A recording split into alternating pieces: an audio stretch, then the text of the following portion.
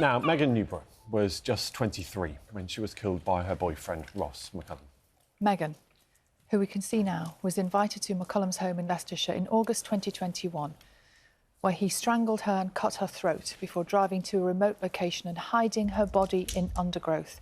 He lied to police in a cover-up, but was jailed in December 2022. Well, now, Megan's parents, Elaine and Anthony, want a change in the law, which currently means the starting point for domestic killings isn't as high as when the murder weapon was taken to the scene with intent. Well, Elaine and Anthony, along with, I don't know if you can actually hear, Megan's dog, Frank, join us now. Morning to you both. Thank you so much for coming in. Thank you.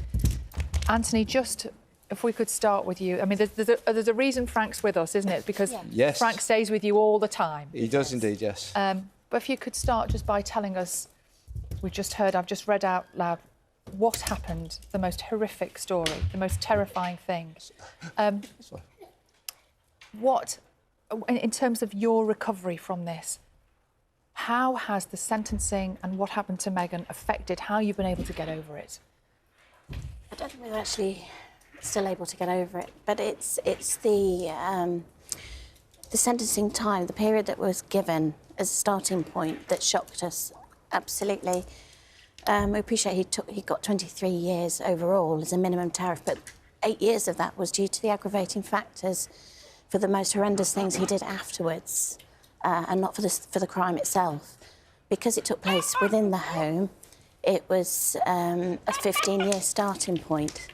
So that is what needs to change. If he'd taken a knife to Megan outside on the street, the starting point would have been 25 years. So there's this 10-year disparity between crimes that happen within the home and murders that happen out in the street or in other locations. And so, Anthony, that is what you want to change. Indeed, isn't yes. it? So just explain the campaign. So we're obviously, the government statistics show clearly that over 70% of women are killed by partners or ex-partners in the home, and only 9% by strangers on the street. So we're obviously asking for change where to close that disparity from 15 years in a home to 25. Frank's fine. Do you think does Frank maybe want to come up on the sofa? He's allowed. Yeah. He's definitely allowed. Oh, come up here. Sit up here. Sorry. Come and sit up here.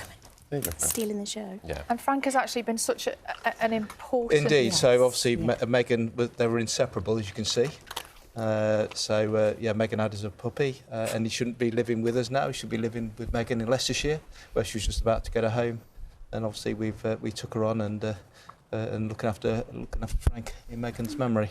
Because Megan was at a really pivotal moment in her life, wasn't she? She just was about to take a big step and be hugely independent with Frank. Correct. Yes. Indeed. Yeah, the following week she was about to sign for her first home, at 23. She bought her first house on her own, no help. She did incredibly well. She was absolutely going places. Yeah. She was loved by everybody that met her. She did very well at work, looking at promotion and everything else. So, yes, she had a life laid out in front of her. Yeah. And it does feel like a really false distinction, doesn't it, between inside the home and outside the home and intent. What are the conversations that you've had so far as part of this campaign to try to change that distinction? OK. Well, the law was changed about 10, 15 years ago. I don't know exactly the exact timing, but the government changed, obviously, knife crime to stop gang culture, knife crime on the streets. And obviously that was not then brought in for the home as well, right? For murders in the home as well. So there's this big loophole where, I say, because of the Kinsella case, that the knife crime was increased to a starting point of 25 years, and it's I think it's about 74% of domestic murders that happen within the home by a partner or an ex-partner, and I think it's only 9% for murders that happen outside the home.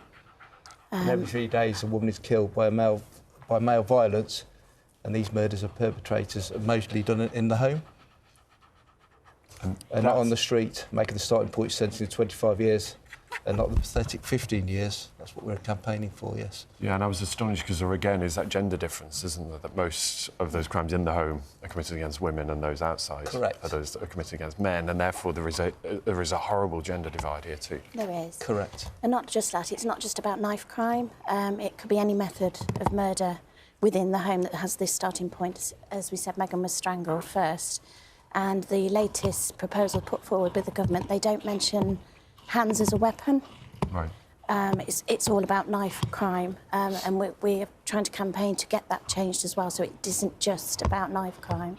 It is about any method that is used, be it man, woman, anybody. That disparity, that tenure needs to be levelled up to a minimum of 25 years at least. I mean, we would prefer a whole life order.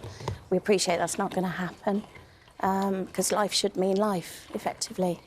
But obviously, it's not going to happen that way. But even so, these crimes that tend to go... There seems to be like a hierarchy of murder.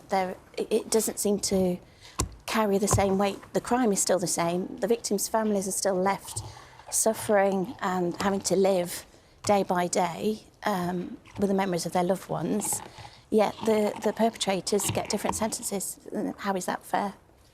And what reaction have you had so far to the campaign? Have you been given any indication that there might be change coming? The current government are listening. They say they're listening, but they've been listening for years and there's still no action.